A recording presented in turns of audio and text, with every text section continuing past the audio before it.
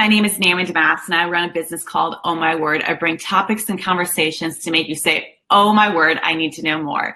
And today my special guest is Kathy Bero.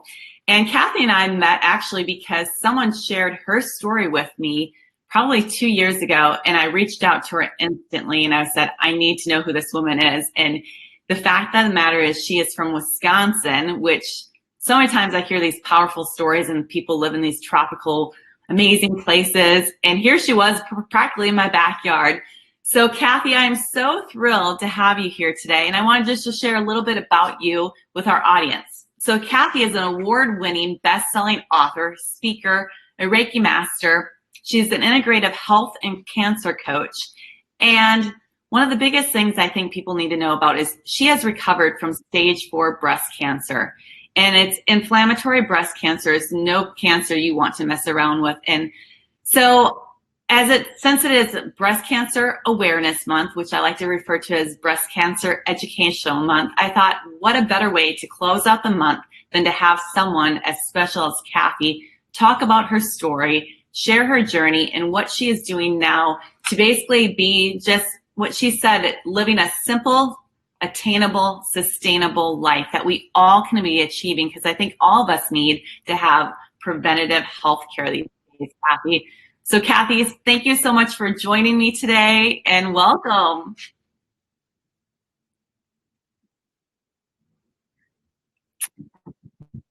So I want to start out and will you share a little bit about your story? I think it's really fascinating how you discovered you had breast cancer.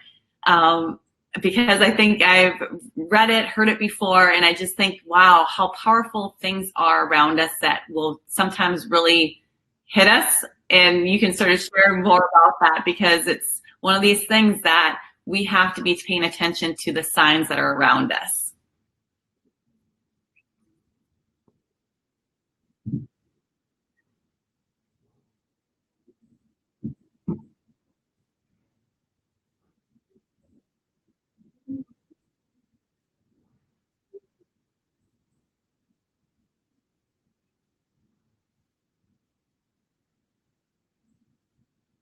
Mhm.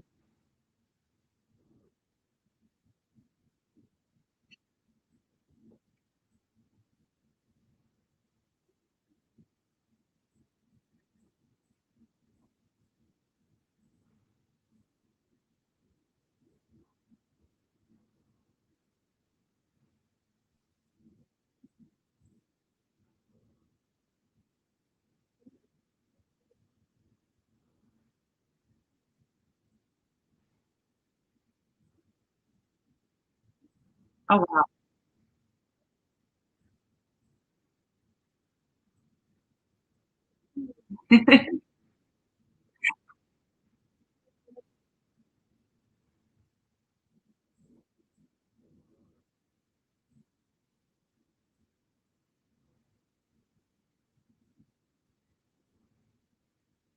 Mhm.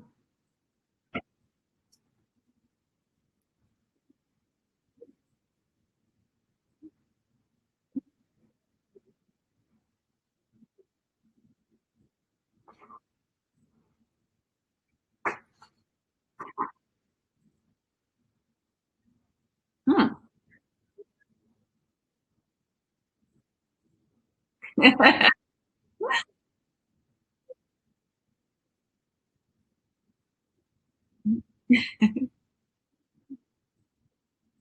Oh, they said we can't hear you speaking.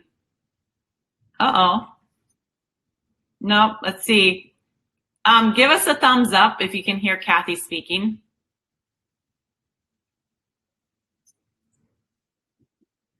I can hear you, but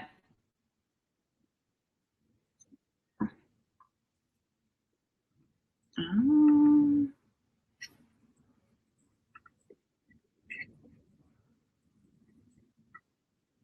yeah. Okay. Well, hopefully, here, let me.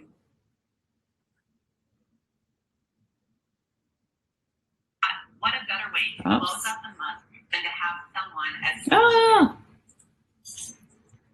All right. If someone else is there, can you guys let us know if you can still hear Kathy? Kathy, keep speaking for a second. We apologize.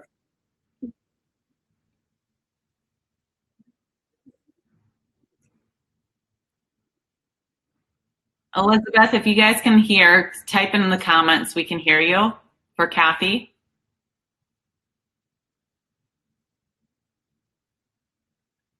It's always the trick when you do these Facebook Lives with people.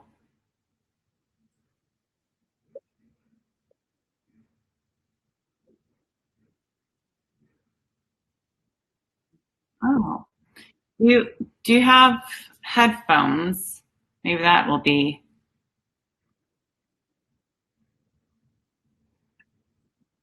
Okay, wait. Hold on. Oh, can we hear? Live. Now talk. Yep. Can you hear me now? Can you hear me now? They've changed the platform, so I apologize, people. Can they hear me? Elizabeth, can you hear her? Still can't hear you. Only hear Naomi. All right, bear with us, people. I got to find some headphones. Oh, hold on. So while we wait for Kathy, Kathy is over in Wisconsin, and you guys, she just showed me something that makes my skin crawl. They already have snow over there.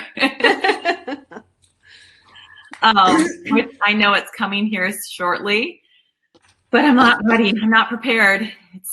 And I know it's one of these things that every year I'm like, oh, why do I live in Minnesota? But then I go outside this morning and saw the beautiful trees changing, and that's when I count my blessings that I do live in a state that we have all four seasons. You poor guys have a very non-technological person here. All right. If you guys can hear her talking, Kathy, I'm gonna let you try to talk without your headphones. Yeah, I can't. The headphones I have don't plug into my computer for some reason. Oh, it sounds like they can hear you. Oh, can you hear me? Yay! Okay. You guys just saved me because I don't ever use headphones. So there we go. All right, so I think we're back at it. Okay. So I was talking about my horse. Yes. So Naomi asked how I found out I had cancer. Not from the doctors, who had been trying to figure out what was wrong with me for quite a long time because I'd been really sick after my youngest daughter is 18 months old at the time, and she just turned 2, and my horse Simon was really pushing at my chest. And if you didn't hear before, he told me about my first pregnancy. When I wasn't supposed to be able to get pregnant, I was pregnant. I didn't know it. And he told me, and he did the same with my second. So when he was pushing aggressively at my chest, I thought, oh boy, now he's being really rude. But I got out of the shower one of those days, and I found a little red dime-sized spot on my right breast. And honestly, I heard the alarm bells, and why I would have thought that was cancer, I don't know, but I knew it. I knew it was. So I called my sister-in-law, who is a PA in breast and melanoma surgery at Memorial Sloan Kettering, or breast melanoma cancer. Sorry, she's in the surgery department. And she said, oh, Kath. And then she stopped herself and went into professional mode and told me the next day, these are the things that you're going to do. These are the things that you're going to say, and you're not leaving until you get these tests. So I literally went to my gynecologist's office and sat there until they saw me, which they were great. So they had me right away. They told me it was an infection, which is what happens with most women who are diagnosed with inflammatory breast cancer. But because I had my sister-in-law's sort of script, I was able to say, thank you very much for that diagnosis. Now I need a mammogram. Or no, I think it was an ultrasound. Now I need an ultrasound. And they said, okay. And I really just did the mantra. My sister-in-law is a PA at Memorial Sloan Kettering, and this is what she says I need. They were like, okay. But you know what? Think about that. Think about if you didn't have that resource. Right. Right. And that's really one of the main reasons why I wrote my book, because I wanted people to know that, if you don't have the resource, at least you can use what I learned. Mm-hmm. And so I got my ultrasound, which was suspect. So then they wanted to schedule a biopsy, which at that point I knew I had cancer and I was a little bit freaked out. And so it was, I think it was like a Thursday. They wanted me to come back the next day for a biopsy. And I said, no, I got stuff going on. It's Halloween. I've got a field trip with my daughter. I'll do it next week, which I think happens with a lot of us. Oh, of you course. have to process something like that. So I went the next week, got the biopsy, and it turned out to be infiltrating ductal carcinoma. So I was reading up and I'm like, yay, that's good because it's got a great recovery, no problem. Mm-hmm. My sister-in-law said, oh, no. You're going to get a skin punch biopsy. You're going to get a breast MRI. You have inflammatory breast cancer and they are not touching you. And my surgeon was wonderful because he got the diagnosis of ductal carcinoma and he said, I'll remove it tomorrow. I can get the operating room. I really was lucky with proactive, really great group of doctors here. But she said, no way. And so we did the punch biopsy, we did the breast MRI, and in fact, it was inflammatory breast cancer. So why did she say that to you, Kathy? Because inflammatory breast cancer is probably the number one most misdiagnosed cancer. And the reason it is because it presents differently than other cancers. Memorial Sloan Kettering at the time was getting the bulk of inflammatory breast cancer patients in the country who had been misdiagnosed. So they had the track record, right, of, well, we diagnosed them with mastitis, gave them antibiotic. Oh, then sometime in the future, usually they tell you to come back 6 months later. And by that time, people's breasts are huge, the one that's infected.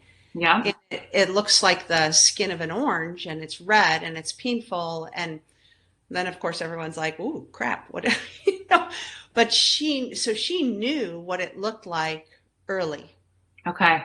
And so in my community, I'm the only one they had ever seen like that.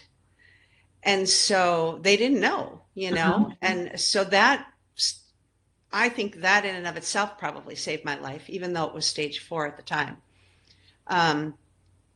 So that was a Friday, and I was scheduled to have surgery that following Monday, and instead they put the med port in on Monday.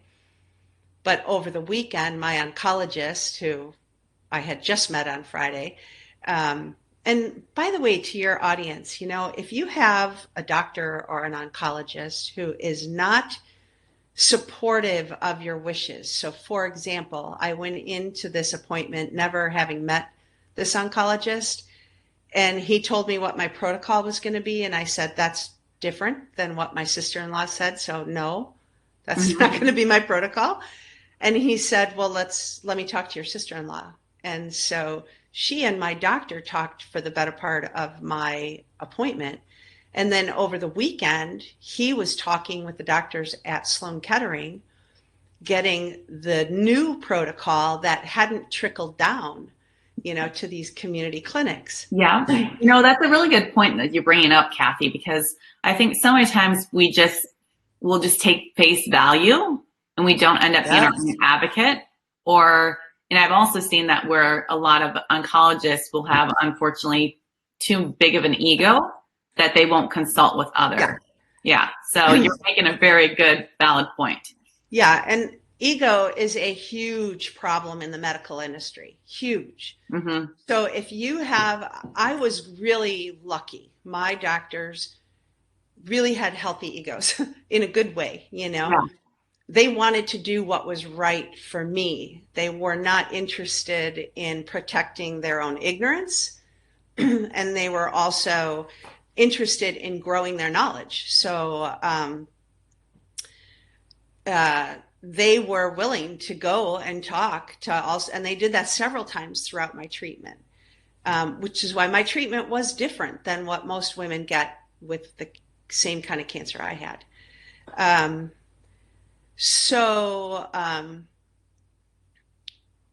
Over the weekend, they figured out what my protocol was going to be, and he called me Monday morning before my surgery and said, we have it all figured out. I would have never done it this way. Wow. But it makes total sense.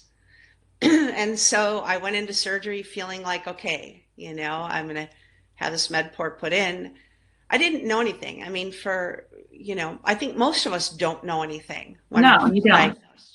And then we go on this sort of odyssey to try to figure out what can I do for me. So I started chemo Tuesday, the day after my surgery, and I had dose-dense chemotherapy, starting with adriamycin and Cytoxan, and during that time, a friend of mine was finding out about chemotherapies and foods that were anti-angiogenic. Okay. So angiogenesis is the creation of blood vessels in our body. And for all of us, that happens during wound healing. And for women, it also happens during menstruation or pregnancy. So if it's happening outside of those events in our body, that means disease is present. And so I think we all are familiar with inflammation. We don't want inflammation in our bodies. Yeah. And that's really what's happening is inflammation then supports blood vessel growth. And it manifests in different ways in different people. For me, it was cancer. For other people, it might be heart disease. So there are literally more than 70 different diseases that are dependent on angiogenesis being out of balance in our bodies. And they're, include all the top ones: arthritis, macular degeneration, cancer, diabetes, obesity, all the ones that we suffer from as a population fit there. So yeah. What does that tell you? That tells me we're all doing something the same, and it's not good. Very true. That's sort of like I talk about high levels of oxidative stress and how that's linked to over 200 chronic illnesses and diseases, which is linked to inflammation as well. So yes. Right. Yeah. Right. And stress obviously is a huge one. Yeah. I don't think you think about that. Yeah. So I was able to get also a chemotherapy. So then I had another set of chemotherapy after the first set. So how many rounds did you do, Kathy? 8 total. Okay. I did it every other week. And in the second round, I had Taxol, but I also had Avastin. And Avastin I was one of 10,000 people in the world that got Avastin at that time. And Avastin was really the anti-angiogenic chemotherapy. And that was its purpose. So it got quagmired in this big political thing because, one big pharmaceutical company wanted to buy it. The one that owned it didn't want to sell it. And so then they said, well, their data's flawed. But meanwhile, in the rest of the world, they're using Avastin. But I will say, it's hard on your heart, but so is adriamycin.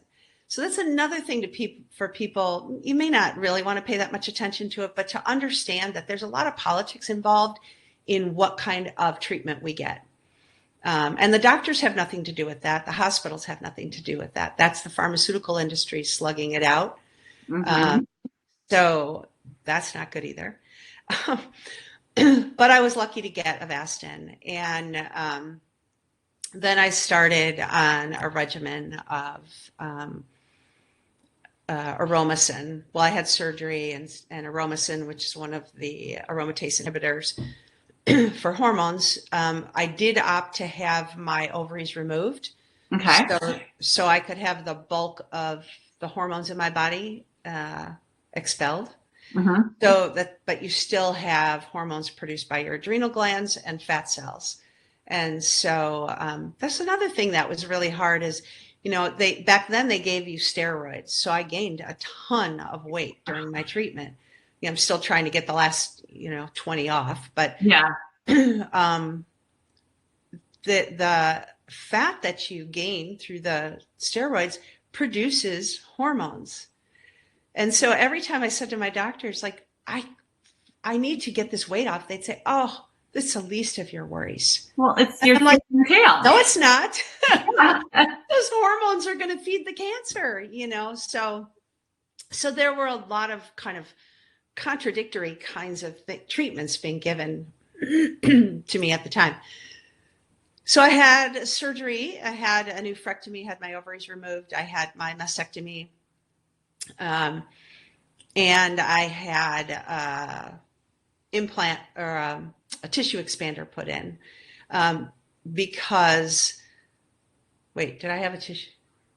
I gotta think about that. Yeah. So I can't even remember anymore. But then I went into non-skin sparing radiation. So it was recommended I not put the tissue expander in. Okay. Which was the right advice. Yes. I should not have done that before my radiation because the radiation can create kind of a hard shell around that tissue expander. Mm-hmm. And then that leads to other problems. But anyway, so I had non-skin sparing radiation. And what is that? So that means because inflammatory breast cancer goes to the skin, which is the body's largest organ. Yes. They take your skin off. Oh, God. Burn it off. Yeah, it's really horrible. Really horrible. Yeah, no amount of morphine. They kept upping my morphine. Oh, God, Kathy, I did not. Oh, yeah. Okay. So again, my sister-in-law kind of came in and rescued me there because they use, at Sloan Kettering, they use what's called silver sulfadiazepine, which is a burn cream. So it has a painkiller in it and also helps heal. So she said, forget what they're telling you. She put me on, I think it was tramadol, some sort of pain, like an tramadol, I think is what it was called, like an ibuprofen, but higher, strength. And then I just slathered my skin with that silver sulfadiazepine and then Curlex, which is a burn bandage. And then things started to heal. But the way I had been doing it was not working. So for anyone out there who goes through it, silver sulfadiazepine is the key. Yeah. So then it was 11 months. So September of 2006, I was diagnosed with a high-grade tumor in my head and neck. After you had just gone through all this. Yeah. And how did you discover that? Well, so years ago, I had this little lump behind my ear. And I mean, like when I was in my early 20s, and the doctors then said, well, it's a swollen gland. You need different earrings or, the earrings. And in fact, the earrings did flare it up and then it would go down. And so I always had to make sure I was wearing sterling silver or gold earrings. Well, had they removed it then, I wouldn't have had a problem. But because it was never removed and it was there, it's a slow growing cancer. It was there for a long time. It's also very rare that it had wrapped itself into my parotid gland and one of the nerves in my face. Yeah. So then removing it was a lot more complicated. So I had surgery and then I had radiation to the head, which is when they put the mask over your face and you are pinned to the table. That was awesome. But honestly, by that time, I had gotten very good at meditation, very good at visualization work, and I highly recommend those both. Those are things you do not have to go somewhere for. You can do them in your own space, in your own time. And I really became sort of like one of Pavlov's dogs. I would hear my music and then I'm out. So Kathy, how did you actually learn how to do some of these things? Because I think that's the biggest question for a lot of people. Like they don't even know to even do that. Like, how did you know to be like, all right, I'm going to start working on visualization and doing meditation and doing some of these things, because I think that's the biggest thing is people don't even know. I wish that I had an answer for that, because I don't know. And my answer for that is divine intervention. I don't remember how. So I used Belruth Napperstack's tapes for visualization work. Yes, you guys, they were CDs back. I am that old. But they were CDs, not tapes. Although probably 5 years before that, they would have been tapes. Well, and the tapes are coming back, so okay, good. Albums anyway. So I don't remember how I found out about her CDs. I know the hospital didn't have them because I gave them mine when I was done with them. Okay. To share with other people. But you guys can download it on Amazon. It's Belle, Belle, Ruth, Ruth, Napperstack, challenging spelling, Naperstak. That's wrong. And I'll link it into the comments as well. Yeah. So we'll have I it didn't all. spell that right. But if you get Belle Ruth Napper, you're good. It'll come up. And she's got a ton now. Back then it was cancer and stress, but now she's got all kinds of things for surgery and everything else. And I think I want to say my husband had tried meditation with what's his? The guy who was around a long time. Sorry, I have a book on my bookshelf. I can't see it. With a guy who had some tapes out. Those were tapes. So I knew about meditation. Okay. And part of Belle Ruth's is also a meditation. They're short. So I just found that meditation's not as hard as they make it seem, right? Mm-hmm. So you can download any number of apps to your phone and have people talking in your ear and do guided meditation. And I don't like that. I think meditation is so simple. And it's really about just focusing on your breath, which, okay, may not seem simple, but this is how simple I am, you guys. So when I would breathe in during my quiet meditation, I would say in my head. Mm-hmm. When I would breathe out, I would say out. So it's kind of like a transcendental meditation because you're using a word or a chant. But for me, I'm very simple. And so this was something I could relate to. Yes, I'm breathing in. Now I'm breathing out. Yes, I'm breathing in. Now I'm breathing out. And it also focuses you on your breath, which I don't think, I used to use a Sanskrit mantra. I don't think that those help you focus on your breath as much, at least not for me. Yeah, I do the whole, I breathe in and I literally go, and then I visualize the breath going from my toes to my head and then back down again. And that's what I have to do. Yes. And I think that is exactly the thing about meditation. It's not the same for everybody. No. None of these things are the same for everybody. So when you read somebody's book, like my book, hopefully you find things that are useful, but don't try to do exactly what I did because it's not going to work for you the same. You're not living in my shoes, at that time. You're living in your own shoes. And so there's any number of books out there that provide guidance, right? They do not provide a prescription. And I think that's really important for people to understand. So with meditation, it's so much simpler. In fact, I don't need music. I don't need any of that. I just, can go in, focus on my breath. And I remember going into, like scans and things, and they'd be talking to you. And in the beginning, I was kind of nervous, right? Mm-hmm. Of course.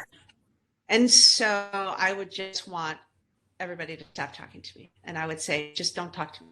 I'm doing my meditation. Don't talk to me. Don't ask me how I'm doing. Don't ask me if I need anything. Just be quiet. and then, the same was true if I went into surgeries. I would have them play my music and then, until I was out. And because the music drowned out all their voices and I could focus on that. That's a place I did use music, but yeah. So it's really something portable, and I'm all about simple, attainable, sustainable, as you said in the beginning. Yeah. And if it's not simple, if you can't get it and you can't sustain using it, what's the point? Exactly. Right? So, Kathy, let's fast forward a little bit. So you went through these treatments, and how are you feeling after all this? And were you like, all right, I'm feeling better, I'm ready to move on with my life? Or was this leaving you for like, I felt like I was on death's door now? Yeah. By 2008, I was in deep depression. At that point, I mean, I knew I wasn't going to die. So I had already had those moments in 2006. But I decided that I actually was listening to the radio one day, and NPR, and they had a story about Rachel Naomi Remen, Oh, who wrote a book, Kitchen what a Table fabulous Wisdom. person. Yeah, you should know her. She wrote a book called Kitchen Table Wisdom, but she has a whole bunch of books out now. And it was a story about being at her grandpa's kitchen table and the wisdom that she gained through that. But she's also been challenged with lots of serious illnesses in her lifetime. Okay. And so I was listening to her speak, and then she was talking about co-founding an organization called Commonweal, and it's a cancer retreat center. Oh, is this one out in California? Yeah, it's in Bolinas, so it's right over the bridge from San Francisco, but on the ocean, and it is amazing, and the price is right. I mean, you can go and spend oodles of money in other places. These guys, that's not how they operate. I mean, back then it was $1,800 for 8 days, which is a lot of money. Yeah. But there were 8 cancer patients and 11 staff members in these beautiful grounds, and you were attended to every minute of the day. And whether it was feeding you incredibly healthy, locally grown, organic food, or getting psychotherapy or massages or Reiki or yoga, or we did sand tray exercises, which were so fun. Group psychotherapy. I mean, it was ridiculous what we got for that. Oh my word. I'm like, sign me up. I want to go. Yeah. And I don't know that they're that much more expensive now, because they are a nonprofit. They're just phenomenal, highly skilled people. And if any of your viewers, or my viewers, if you're watching, I know my viewers have heard of Rebecca Katz, who is, she's got great cookbooks for fighting disease. One of my favorites. Some people say the recipes can be a little complicated, and I just encourage people to focus on the ingredients, because it's really about getting all those nutritious ingredients. But she is at Commonweal now. She does cooking and teaching out there. It's phenomenal. So they have these incredible resources. So anyway, I'm plugging them. I didn't plan on doing that, but yes, I will plug them. Well, you know what? I'm learning so much. These are 2 things that I have never heard of. And this is, almost 8 years for myself, and I'm still always learning. That's why I love talking to people, to keep gathering information. So keep going. This is good. And that was a turning point for me, because I really was. I pulled into the drive of their center, and I started crying, and I didn't stop until the morning of the 5th day. And Michael Lerner is the other co-founder with Rachel. And when I had my session with Michael, he was like, I don't know what to do with you. I was like, why? Because I think I was crying too, because I had so many thoughts about what I was supposed to do with what I was learning. Because prior to being sick, I was like the chronic volunteer, the advocate for all things that didn't have a voice. My work was environmental advocacy, border collie rescue, but it wore me out. Yeah. And after my diagnosis, I said, I'm never volunteering again. I'm never doing this advocacy work again. Just in a Obviously, different way. yeah. And I did. I got off everything, and it was just like, no, it's too much stress. But at Commonweal, over and over and over, it was, you learned this. Now you have an obligation to teach it. And I tell this to my clients, once you learn this, you can't be silent. You have to share it, because there's people out there that haven't heard it. Yeah. And it could help them. It could save their lives. We don't know. So, or it could save somebody they know. So it was amazing. And then my sand tray exercises were all around. So sand tray, it was in this tiny little room, and the walls of the room were lined with shelves with tchotchkes and stones and all sorts of crazy things that this woman had collected over the decades, right? Mm-hmm. Garage sales or whatever. And then she's got this huge tray in the middle of the room full of sand. And she gives you a basket, and she leaves the room, and she says, I want you to just, walk around the room, look at things on the shelves, whatever is you're drawn to, put it in the basket. Don't question it. Just put it in the basket. Okay. And so then she comes back in after about 15 minutes, and then she says, okay, now we're going to create basically a scene in the sand tray, and just put things wherever you want them. And so you start placing things, and you're in kind of a meditation at that point. And I did it twice, but all of my little scenes were all around advocacy and teaching. And so it became clear to me that when I got home, I had to do something around food as medicine. And then it was at that point I told my doctor that I call it the protocol train. I am off the train. I'm doing food as medicine. I felt really comfortable with where I was at. I mean, I was in remission. But inflammatory breast cancer has a average 21-month survival rate. God. And something like 35% are alive after 5 years. I don't remember the statistics exactly, but it's low. And at the time I was with the medicine I was on, I was really crazy in the head. It really was. I mean, it was. They called it mood swings, but it was really more rage. And my quality of life wasn't great. And I decided after being at Commonweal and spending all that time with my soul that, it's time to say goodbye to this. So I shut it and focused on food, focused on meditation work, focused on Reiki work, and really healing my emotional self, right? Stripping things out, stripping out expectations of people, just learning how to live my life in a different way. I evolved into a self-advocate, but then you continue to evolve and shed. And so now I try to practice, observe, don't absorb. Oh, I got to write that one down. Yeah, that's with my clients. We do a lot of work around, people in our bubble can upset us. They have their own stuff going on. And their stuff isn't our stuff. Yeah. So it's really not our job to be on their path, even with our children. It's our job to support their path until they can do it themselves, but it's not our job to stand on their path. That's a hard one at sometimes. It's a really hard one. I have 2 teen girls right now. Yeah, right. Well, I've got a 16-year-old and a 21-year-old. Yeah.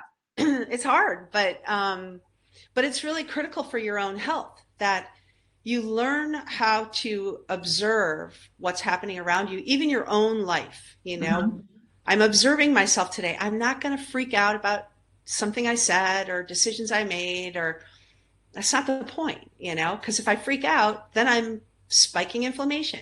My cortisol releases, and it's this whole process that just continues to cycle. It's really more about, yeah, okay, I see what just happened there. Yeah. I'm not going to absorb it. I'm just going to move on. I love that. Yeah, I think it's hard. It's hard for people who are very, very sensitive, that get hurt easily by other people. And I think it's really important to understand that other people aren't intentionally trying to hurt us. It's just they're in their own bubble, Yeah. and they're just doing their own thing, and they're making their own mistakes, and their mistakes have nothing to do with us. So we observe, Amen. we don't absorb. Oh my word. I feel like I need t-shirts for us that say that. Yeah, I know. See, this is I like. See, this is my I marketing need person marketing coming people. out I of me, need yeah. Kathy. I'm like, What's ooh. that? I know. It is. It's on my list. So, but yeah, so it's really finding that and then continuing to practice it. And as you've noticed, like I didn't hire people to learn that. And here's the trick. If you meditate and you meditate as a practice, right? As often as you can, mostly every day, hopefully. Sometimes during an energy healing session, but you will get messages. You will hear what it is your next step is, or you'll get an answer to something that you've been toiling over. It will come. Don't expect it to come, because you're not meant to be like, please come. Yeah. I want to know. You're meant to just be silent and clear, free to accept the words. Because if you're thinking and you're, expecting, then you're not a blank slate, right? And that's the challenge of meditation, which is why we call it a practice, because most people will never get, perfect at it, right? They'll Yes. never be able to just clear their mind, because we live in a human condition, But it's having those moments and practicing them. And then as you practice, you'll become better and better and better at it. It'll be much easier for you to connect. And really what that is connecting with soul and source, and hearing whatever that is for you. And hearing, what you need to get closer and deeper with your soul. Because when we're born, we're really close. And then we're humans, and we go off layer on everything. we're a big giant mess. And then this is the other thing that I believe 1,000,000% is that these challenges that we're given, whether it's cancer or a car accident or whatever it is, these challenges that we're given are not meant to cause us to crumble. And we choose, we can choose what we want to do. And I judge nobody. One of the psychotherapists at Commonweal, who was 72-ish, got pancreatic cancer. And she chose no treatment and died on her own terms. So we judge nobody, If you have cancer and someone in your life is telling you have to have treatment a certain way, forget it. Kindly let them know that you're going to find your path. You'll take in all the information you get, but you're going to make those decisions on your own. Please don't judge me. Yeah. I think that's the best advice. And my whole big thing is telling people that they need to learn to be their own CEO of their body. Yeah. An advocate. And I think that's so true, because if you truly are in tune with what's best for you, right, is what's going to matter. So, so speaking of different things like that, I'm guessing you probably get a lot of times asking, what is the best diet? Because I hear that all the time. Like, should I be paleo? Should I be keto? Should I be doing this? Should I be doing, the Beachbody diet, the Atkins diet, you name it. They've had them all out there, Kathy. Yeah. So what is what do you sort of share with your clients, when it comes to a diet? My secret diet is really to eat. Yes. Okay. The title of my book obviously has 2 meanings, but you just eat.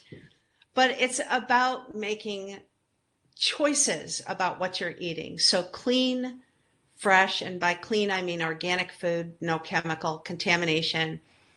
Fresh, if you can buy from local farmers. And I think most places around the country now have farmers markets, have local farmers. There's some outlet for you to get healthier food. I highly recommend people become familiar with the Environmental Working Group, which Yeah. is ewg.org. They've been around since, forever. And they do a really excellent job of letting us know what we need to buy organic, and if we can't get everything organic, what we need to buy, or what we can buy that's clean, even if it's organic. A lot of places can get organic frozen food, and I challenge you to get to know the manager at your grocery store and Okay. ask them to start carrying. If they can't get fresh organic food, ask them to carry frozen organic. So what about like meat? Because I feel like that's a big topic in our Yeah. circle. Well, Sometimes people say you have to be totally plant-based, and then for me, I'm like I was that, and now I've gone back to sourcing clean sources of meat. yeah.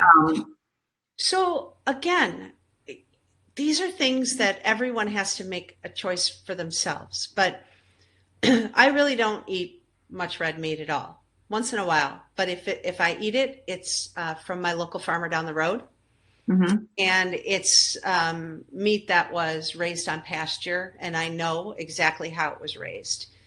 Um, but almost never, because it kind of makes me sad. I will eat chicken, not very often. I'm good with fish, but again, from clean sources. So, for example, we get our fish from Sitka Salmon Shares, which, if you guys haven't heard of a CSA, which is Community Supported Agriculture, so in your community, you may have a farm that allows you to join, right? Mm-hmm. You pay a certain amount of money up front, which then gives that farmer the cash they need to buy the seeds that they want to grow, or invest in their equipment like a hoop house or whatever. But in return, you get food throughout the season. So a CFA is the Oh. same, only with fishery. So it's community CSF, community supported fishery. So Sitka Salmon Shares is out of Sitka, Alaska, obviously, and they are basically co-op of fishermen, family fishermen who couldn't really make a living on their own, but because now they sell their fish to Sitka Salmon Shares, and then Sitka Salmon Shares has members, Mm-hmm. so we get fish, but now they're also selling in restaurants and other places around the country. So, but looking for those sources, and it has to be sustainable. There's a lot of, I encourage people to go to Sitka Salmon Shares first to do their research, because there are a lot of fisheries out there saying they're sustainable and saying they're clean, and they're not, and the fraud is being exposed. This year there was a huge one that was exposed. So just really be careful. Mm-hmm. Never eat farm raised fish. Just don't. Yeah. Because the fish is being fed what they're not meant to be fed. So here's the basic problem with meat eating, right? And we raise our meat generally on grains, okay? Yeah. Including fish farms. They feed fish grains. Do you think fish are eating grains in the open water? No, they are not. No. Cows, pigs, chickens, goats, sheep, whatever you're eating, they are not meant to eat grains. That's not how their bodies were developed. So what happens when we took all that livestock off the pasture and just started growing soybeans and corn, is we increased omega fatty acid 6 in the Yep. meat. Okay, so when animals eat the way they're supposed to eat, they're very high in omega fatty acid 3, which is anti-inflammatory or disease fighting. Mm-hmm. When we feed them grain, that the scale flips and they become high in omega fatty acid 6, which is inflammation causing. So if you think back to after World War II, when we started moving all of our livestock into feedlots, and disease rates have just gone up exponentially, or what's the term, together with that. So that's really why we don't want to eat red meat or meat in general grown that way. So if you can get meat that is grass-fed, clean, fish that's wild caught. Now there are some fisheries. One of my clients came to me with this. He said, well, the market in my area has this fish and it's from, I don't know, Denmark or wherever it was from. And it's wild. And I looked at he texts me pictures and he's like, here's the package. And I look at the package and I'm like, maybe not so wild. And he's like, no, they say wild on the website. And I was like, let me reach out to them. So I email them and I ask them what they feed their fish. And the woman says, oh, I don't know. They're wild. So, they eat what they eat. And I was like, really? Probably not. So can you please ask the people who take care of the fish what they feed the fish? Well, she came back the next day and she said, grain. Because they're penned. Yeah. They're penned in the wild. Yes, they're in a wild space. So they have natural water flow, but not food source, right? Because fish don't live in like a tiny little spot. They travel. So what made you think about, sorry. So what made you think about that they weren't truly wild? Correct. But there are no regulations around how these things are marketed or, the words are used because it's all so new, right? So, or even organic. Yeah. I think that's gotten more tighter, with the definition, but still somewhat weirdly flexible. Yeah. So when it comes to meat, I just try to be super careful. We do a lot of vegetarian meals here, which drives my husband crazy.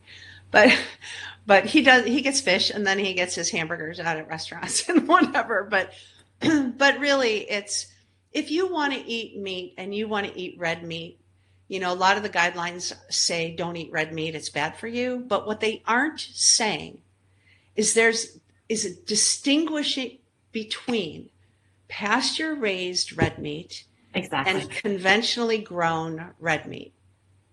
Yeah. So it's not all red meat. And I wish that they would make that distinction, but they don't. They don't. I mean, that's just like, to me, I've learned that, honestly, I've done more research in regards to chicken. And I think so many times people think chicken's a better option than the red meat. But I think you have to really look at where the source is coming from. Yeah. It's all in the way that they're raised. So, and here's another one with eggs, for example. I post on my Facebook page a picture of, we moved off the farm and I had some eggs left over from our chickens. And then I had to buy eggs. I bought them from Organic Valley. And I had 2 yolks of mine in the pan and 1 of Organic Valley. And you can see in the picture, our yolks are this vibrant orange color. Mm-hmm. And the Organic Valley ones were yellow. So the difference is our chickens were eating bugs and grass and, dandelions and whatever they were eating. And that enriches the yolk to be really nutritious for us. So one of my clients went to his local farmer and bought eggs. And the yolks were, she saw this on my Facebook, but because she's in the area, but he went and bought eggs and the yolks were pretty deep orange. And he said, isn't this great? And I was like, wow, that's great. So she's grazing them. And he said, no, she told me she adds paprika to their feed and that darkens the yolk. And I was like, okay, wait a minute. That's not okay. Like, no. Trick the consumer. Come on. Oh my word. Yeah. So speaking of food and everything, is there certain cookbooks or cooks or people that you like to follow? Because I think that's the biggest thing, is a challenge for people to find good vegetarian recipes. Is there certain people that you are like, Yeah. oh, that's a great, source for people to look at? Well, Rebecca Katz is one I like, but it is, like I said, some people do say that the recipes are a little more complicated. I'm working on a recipe book Oh, for the good. lazy cook because really cooking, I don't really use recipes, to be honest. I don't. I make stuff up. And my favorite, which was the favorite in my family, was the squash soup that I made. And so if your viewers are familiar with me or things that I say, one of the things that I say is eat with the intention to heal. And that includes meditation. And so for me, cooking is somewhat of a meditation. Like I make really awesome meals when I'm happy and when people aren't in my space all the time, because then I'm connected to the food, right? I'm Yeah. connected to my body. I'm connected to the food, and I can, pair stuff that I think, I can smell it. I can sense it. So the reason I'm bringing this up is I made this squash soup, and when I started it, I just like put in, I don't know, 3 or 4 different kinds of squash, and this recipe's on my Facebook page.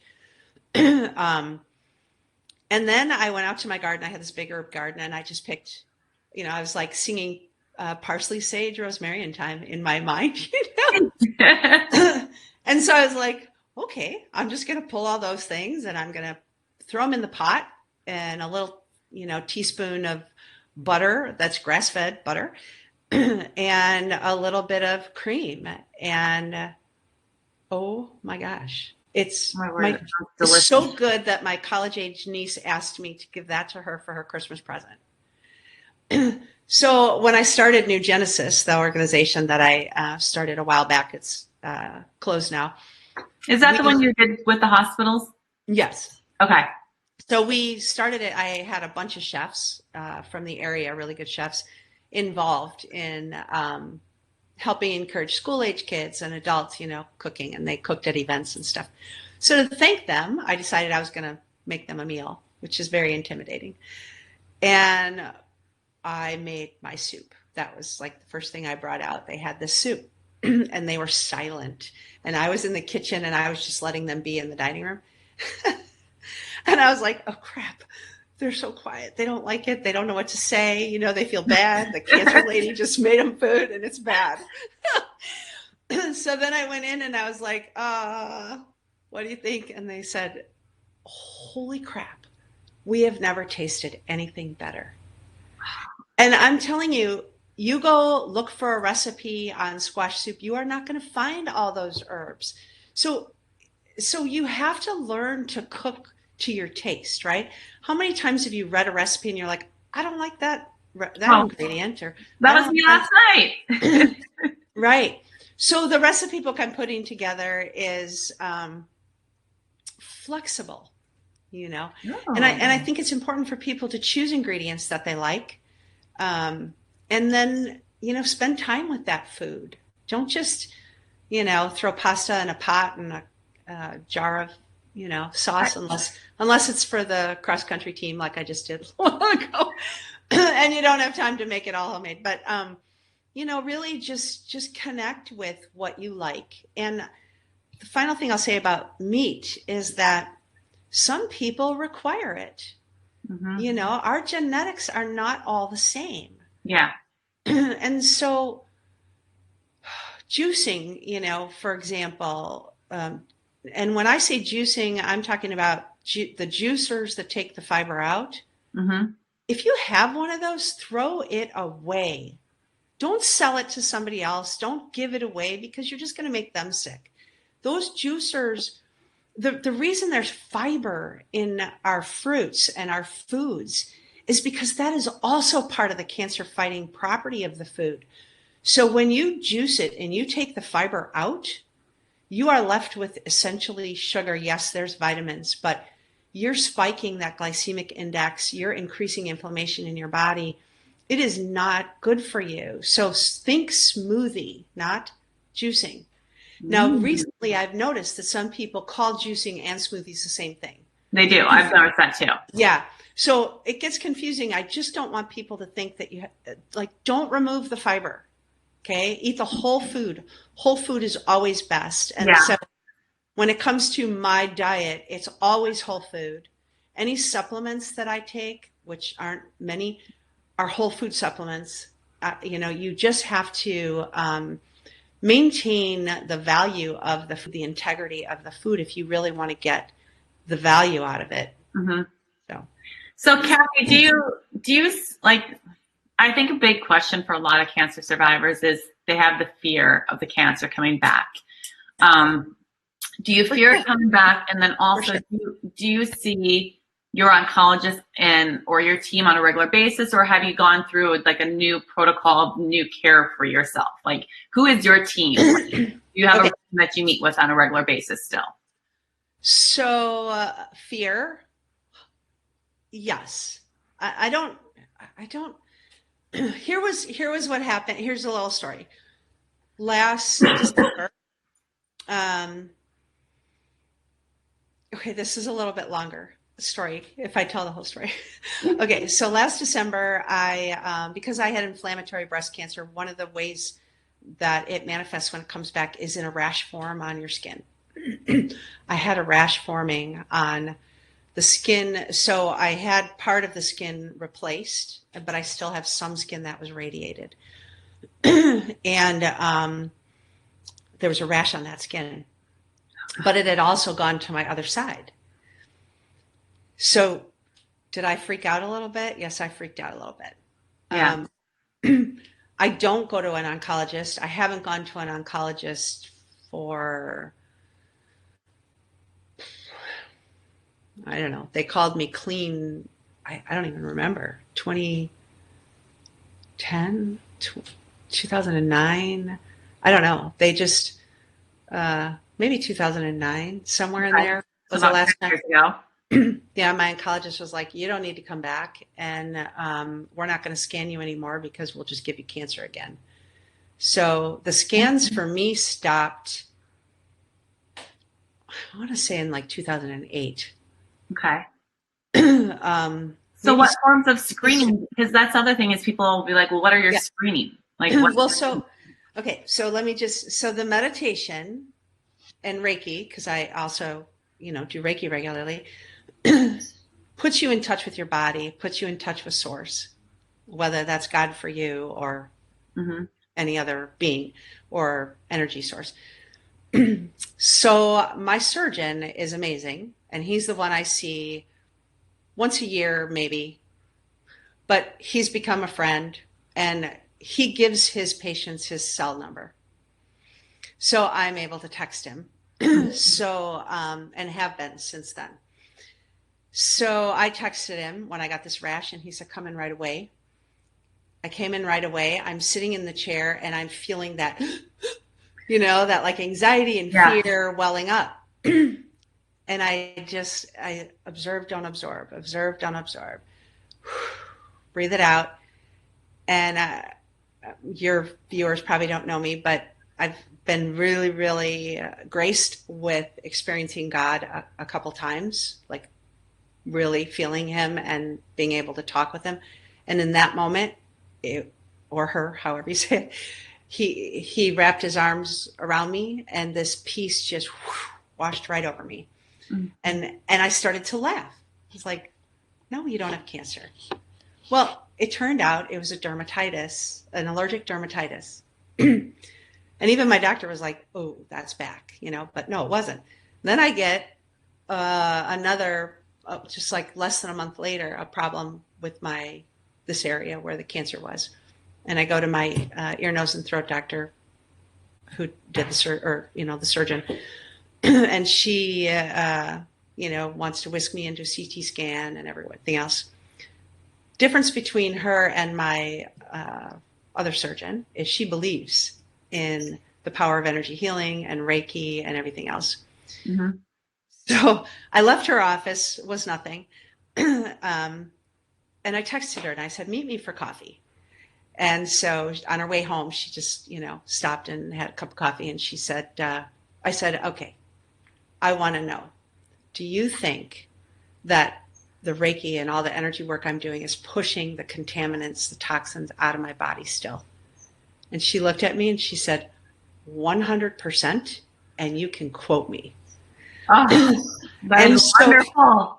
so this work that we do, the energy work, it's not just to get us through treatment, right? It's to continue the healing. So chemo and radiation, doctors joke about it being the gift that keeps on giving because it affects us throughout our life. It's not funny. There's nothing funny about it.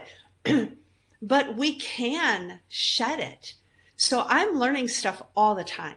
And to me, that was just like, I knew it. Like I knew it. I felt it, that was what was happening. But I just needed my doctor or one of my doctors to confirm it, right? Yeah. You're not crazy. Because I'm always about science-based. I like to know that things are, it just gives me a little more confidence.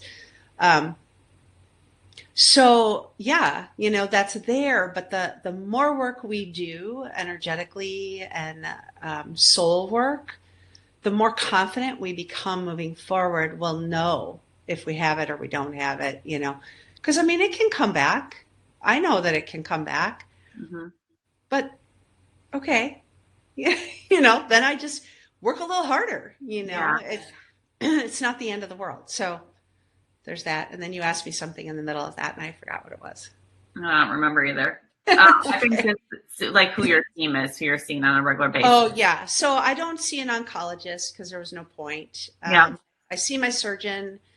I don't, I get mammograms. I should have them probably once a year on my left side. I don't always. It kind of depends on my mood, which I know some people think is bad. But honestly, don't judge me because you don't get to. Yeah. I'm making my own choices. And that's really what it's about, is you take the guidance from your doctors. And when my doctors are like, well, I don't know, then I'm like, okay, I'm not going to get radiation then, because it does build up in our system, and then we have to work harder to get rid of it. So, anyway, so yeah, and then I have a really great internist, my family practice guy, who I adore, and he is really, really good at working with me and all my weirdness and quirks. And my cholesterol levels went up because of the chemotherapy, and he kept saying, we should put you on medicine, I'm like, I don't want to. And I keep reading, looking for studies, what else can I do, and I find a study on alpha lipoic acid and niacin together. Yep. And the study showed a 42% reduction in triglycerides, which is the number that I have the most trouble with. And so I started that regimen and then had my blood work done, and I dropped 62%. So my doctor was just like, yeah, okay. Forget the cholesterol medication. You're fine now. Yeah. Your numbers are right where they're supposed to be. So it's important, I think, to have doctors that respect you and are willing to respect your choice of path, and to follow your gut, when it comes to, because I can't tell you how many people I've worked with that are with doctors they don't like, or doctors that are rude to them, or doctors that tell them food can't do anything. Like, who are you? All that tells me about that doctor is that the CME, the continuing medical education classes that they've chosen, are sponsored by the pharmaceutical industry. Yes, they are. So if you are choosing classes that actually help your patient, now remember, they take a pledge to do no harm. We know the majority of pharmaceuticals have side effects that do harm. So why are we not also wanting to learn about how to use food, how to use energy work, how to use these different things that don't cause harm and can help their patient do better, higher quality of life, improve outcomes? They're not choosing them. They're just not choosing them.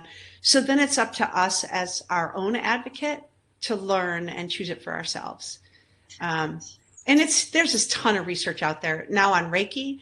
In fact, the National Institutes of Health has a whole department now called integrative medicine. There is a whole textbook that one of my doctors wrote, or edited, they call it, because he had lots of different doctors feed into it.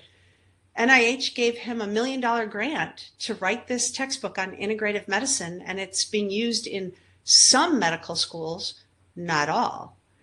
Right? So the resources are out there, and I challenge any doctor. If some doctor says to you, there's no data that supports that. That's not a thing. Or if they tell you I'm an anomaly, you challenge them. You know what? You go look at the research and then come back and tell me you couldn't find anything. Go to PubMed, go to NIH, go to any of these places, look in Europe. If they come back and tell you they couldn't find anything, they did not respect you and do what you asked them to do. Because if you do it yourself, you will find it easily. So, and I want to say, Kathy, kudos to you, because I know that when you stopped your treatments and everything else, the CEO of the hospital system came to you afterwards and was like, I really want you to educate us about what you're doing. And that's how the whole nonprofit was formed, because of that. So that is amazing. That is absolutely amazing. And kudos to that hospital system for recognizing that and really going with that, because I think that's the biggest thing is, I work with so many doctors, medical MDs, and they will say, we are frustrated with the system. We are seeing people, especially I have a couple girlfriends who are cardiologist nurses, and they're like, people are becoming younger and younger that are coming in. Right. And we're not helping them. And that we have to do something to live a preventative life. So with that being said, what are your give me like your top 5, 10 things that everyone needs to be doing to live a preventative lifestyle? Okay. Number 1, recognize the healthcare system for what it is. It is a sick care system. It is not a preventative system. So let's just start there. Yeah. Okay. So when you go in and you ask how to use food, don't expect an answer, right? It's not what they're not trained for that yet. So you start with diet, because I call that the easy button. And when I say diet, I'm not talking about a diet. Keto is bad for you. Paleo is not good for you. All these trendy things, they're just really meant to sell books and classes online and whatever. You need to eat foods that are anti-angiogenic and anti-inflammatory. End of story. You stay away from sugar. Once in a while, if you have sugar, fine, but it's doable. I had no sugar for 4 years. None. Zip. Like no, like real? Nothing. It is possible. And I used to be a complete sugar hound. I worked in a pharmacy, and behind the counter was where all the inventory of all the candy was that we had to fill the things. Terrible. But now I'm a savory, salty, savory person. I don't really care for sweets. Yeah. The one thing you can do is dark chocolate, 70% or higher. My kids love 80% or higher chocolate. And it's an acquired taste, right? It's just what they weren't given milk chocolate and that other stuff. They just weren't. So no sugar if you're sick. Okay. If you're sick, if you're preventing disease, preventing recurrence, you have a little more wiggle room. Not very often. But here's an example of how quickly sugar impacts us. So after that 4 years of no sugar, and I have arthritis throughout my entire body.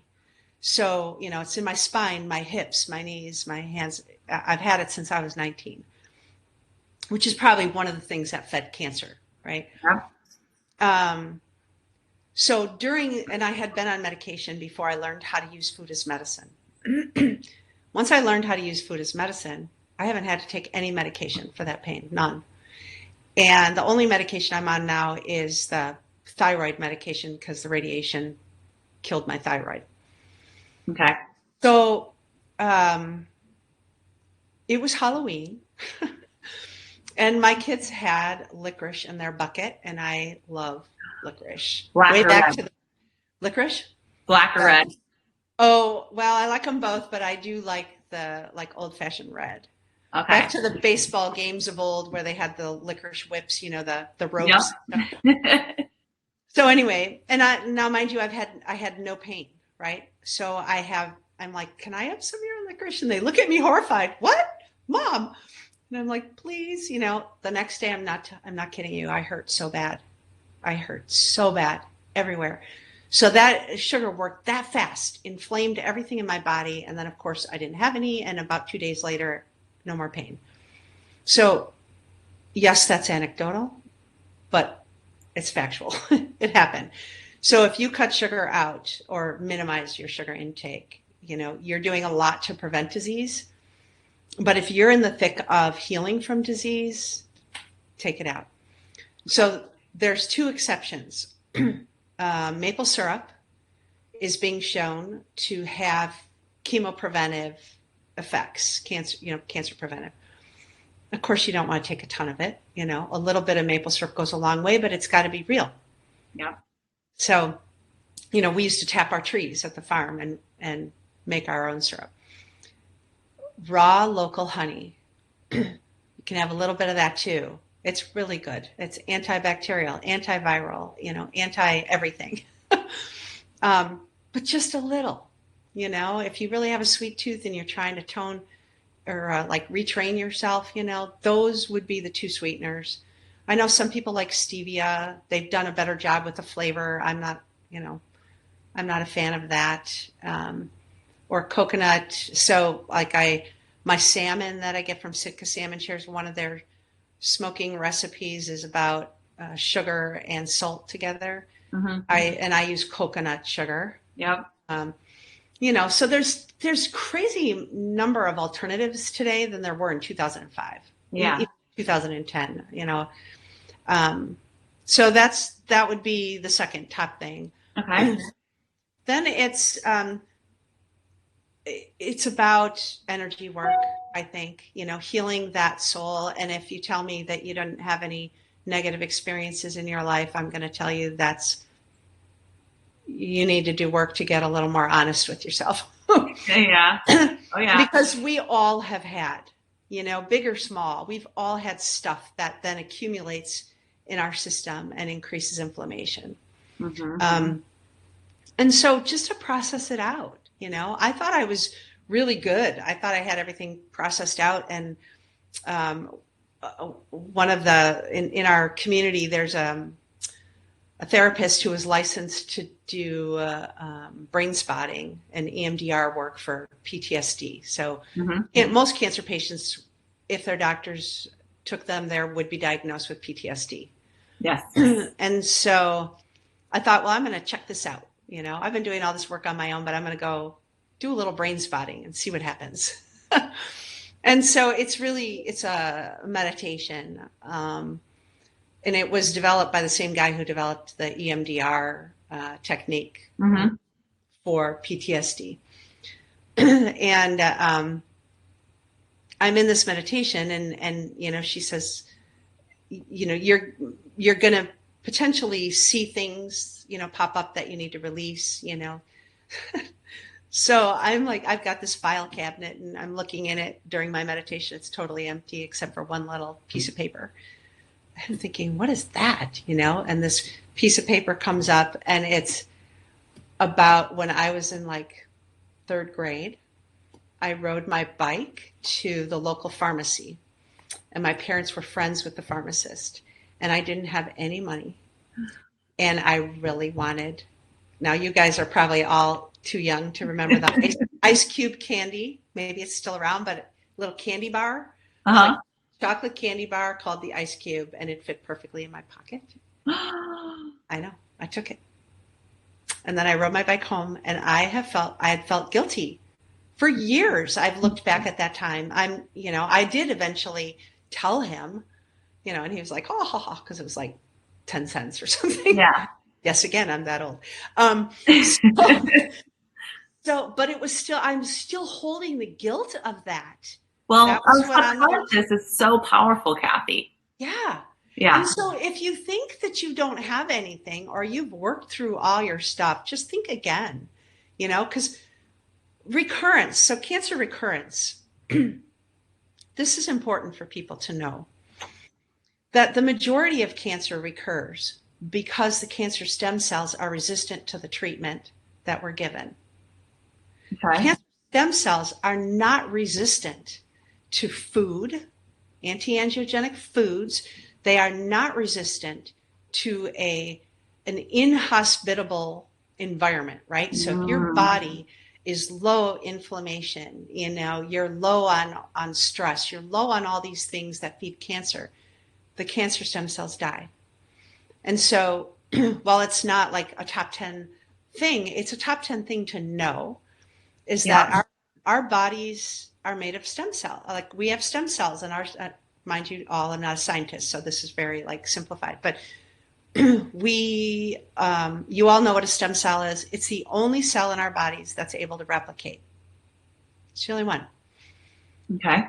But when we damage our stem cells, whether it's environmental, whatever, stress, whatever it is, we damage the DNA. So now we have a damaged cancer stem cell, it's a cancer stem cell. Cancer and damage is redundant because the cancer stem cell, cancer originally didn't mean cancer the way we think of it today. It was damage is what it was. So now you have a damaged stem cell that can replicate, right? So now you have this unhealthy cell that may replicate into arthritis. It may replicate into cancer. It may replicate into something else. So this would be in the top 10 list. In order to ensure that that doesn't happen, you have to take care of your gut health, because we know that our gut is kind of the brain of the body, right? Yeah. Our stem cells get damaged in our gut. So if you're eating crappy food, you're going to get crappy results. Yeah. So you've got to make sure and you don't take supplements, everybody. No supplements for probiotics. Unless you're on antibiotics and you're using them to beef it up, or you're on, there is some science that shows high doses for certain illnesses do work. But on the whole, generally speaking, probiotic supplements do not do the work in your gut that they need to do. What you need to do is need to eat foods that are probiotic, and then you need to eat foods that are prebiotic, that feed your probiotic. Because if your probiotics don't have food, it takes them about 10 days. So if I eat probiotics today and then I don't eat any for the next 10 days, they die. So we have to keep feeding them. So managing your gut health through the foods that you eat, that's kind of a two-for one, right? Yeah. Understanding how healing past hurts helps, makes a big difference in our bodies, but it's not permanent, right? You have to practice every day because we live the human condition. So we're constantly bombarded. Get chemicals out of your life if you can, as much as possible. These are so many endocrine disruptors, and just look around. We all know how many people in our lives are diagnosed with cancer in particular. Yeah, it's absolutely crazy. I mean, I stopped to think about it that in the past month, unfortunately, I don't know how to respond to that. Oh, my phone's going crazy. It doesn't know how to respond to that. In the past month, one of my girlfriends, her husband has passed away of cancer. A bunch of other people, cancer, out of the blue, just in their lives. And a little boy that's on our local soccer team passed away as well. 14, almost 15 years old. It's an epidemic, Kathy. And that's where the information that you're sharing today is so incredibly powerful. And I want people to know that we overcomplicate it. And I think you are really the queen of doing this about let's simplify it and really just look at eating whole, real foods. And I think that's absolutely genius that you are doing the work that you are.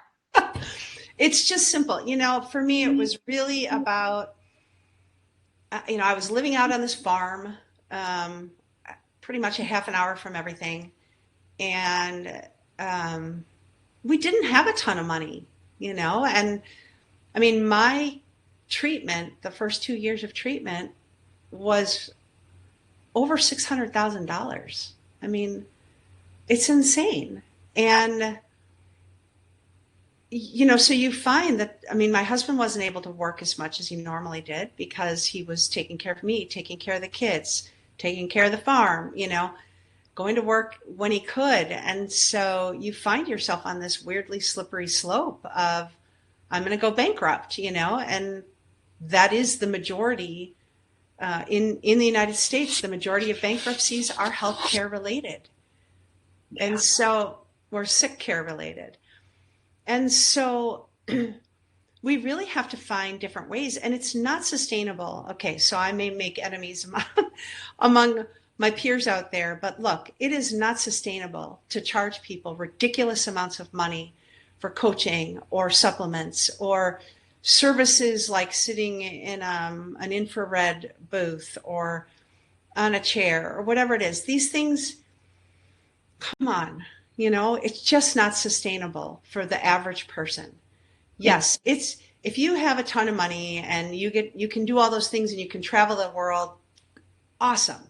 I don't judge you for that. I think that's great. If I could have done that, I would have done that. You know? But the point is that it's not about that. Healing is not about that. It is not about how much money you spend. It is about what you do in your home space for your home, body, and your soul. That's what you do. That's when we're not going to heal by causing stress, racing all over the place for the next greatest thing, freaking out, taking all these different classes online. Yes, classes online are good. You can learn and definitely take advantage of the free ones, because there's a lot of information, but there's also a lot of information that is like guilt inducing, right? If you're not doing what I tell you to do, well, then you're not doing anything at all, and it's like, or, I'm listening to what you're doing. I'm weighing it to see if that's something that I could adopt or if that fits in my life or if it resonates for me. And no, it doesn't. So I'm just going to push it over here and make room for the things that do. Yeah. And just don't be afraid to do that. Yeah. So Kathy, this has been, I could sit here and talk to you all day. And I know that when we've had coffee together, I always talk too much. we could sit here and chat. If people do want to reach out to work with you, what is the best way? Do you do things? Well, okay. So sadly, I can't take any more clients. Okay. My client book is closed. I have too many. I do Reiki. My Reiki book is flexible. Okay. But I would suggest people take a look at my book. Yes. That's on my list to read because I know it's going to be full of nuggets. It's all of your journals, correct? Yeah, it's my story. Okay. I'm not giving you advice. It's not a 1, 2, 3. It's my story. So through my story, the reason I wrote it using the journals that I wrote, so I had 18 journals in this 10-year period. The reason I wrote it that way was because we as a people learn through stories, right? Mm-hmm. We hold stories. So if I sit here and go, well, number 1, do this, number 2, do that, number 3, do this, you're like, what happened? What was 4, 5, and 6? But if you read a story, you remember it better, and you're going to be like, okay, well, she did that. I could probably adapt it to what I did here. And so the point was just to say, look, this is what I did. I'm just a regular person, and if I could do it and I could beat stage 4 inflammatory breast cancer while another high-grade tumor is growing in my head. Yeah. Come on. You too can. You can, and I'm not the most disciplined person. Truly, I'm not. So. But I think right there, you've said it. You've given people hope, Kathy, and I think that's the biggest thing that people all need in our lives is hope and not letting, your team of doctors take that away from you. Correct. So, And if you go to a doctor who does, honestly, walk away. So, final story, one of my clients was seeing this doctor in his community, and he was getting ready for radiation, and he's telling me about this doctor and some of the things he says. Obviously, your viewers now know I am not shy. And so I just said, you need a new doctor. This guy, no, he's bad. And he's like, well, how do you know? And I'm like, just trust me.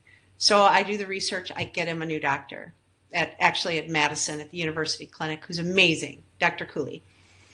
And I don't know him. I haven't met him, but I read tons about him, and he's great. So my client goes to Dr. Cooley and comes back. He's like, oh my gosh, he's amazing. And he said, this guy doesn't even know what he's talking about because I don't even have cancer anymore.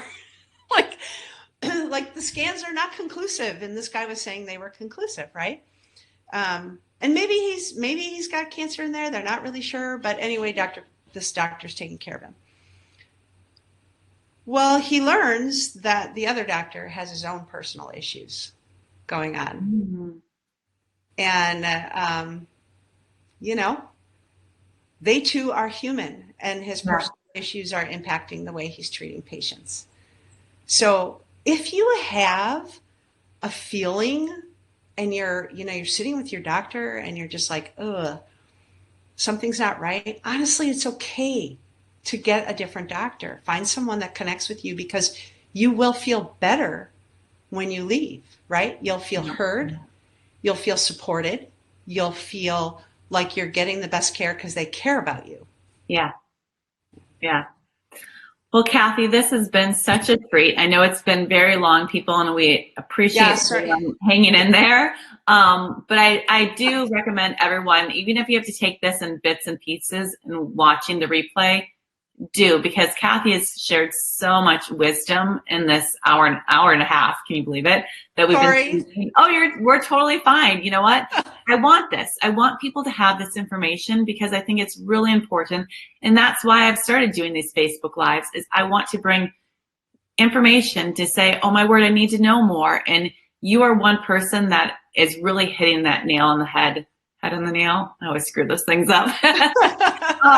But you are, and I just appreciate you, and I appreciate the work that you're doing. And I'm so happy that you actually answered my message when I hounded you, because I know you said you got people from all over the world after, I don't know what news station had sort of went viral with you. So weird. It went viral. And everyone that literally my phone was blowing up, you have to meet this woman. She sounds just like you. And I wrote to you. And I think it was also the connection that you live where my husband grew up. So it's all these things that were that might have been part of it. Yeah. So it's hard to say no to people in my community, right? Yeah. So you know what? It goes back to a story. Like you said, everyone has their stories and the connections. So thank you so much for your time, for your wisdom, for sharing. I am just super excited to be going back and dropping all these nuggets. I'm going to also drop where people can find your website, your book, and then also in regards to the Common Wheel and, that individual as well. Good book. Definitely. So, well, thank you for inviting me. And, for those who stuck around, I know it's a lot of information. I'm sort of in this mode of, I can't take new clients. So I'm just getting information out there. Well, thank you. And and I know people can look you up because you've done some other podcasts with people, and that's how I've listened and learned a lot too. So thank you so much. Enjoy your day and enjoy the snow. I know it's pretty. All right. Thanks everyone for tuning in. Take care, everybody. Thanks.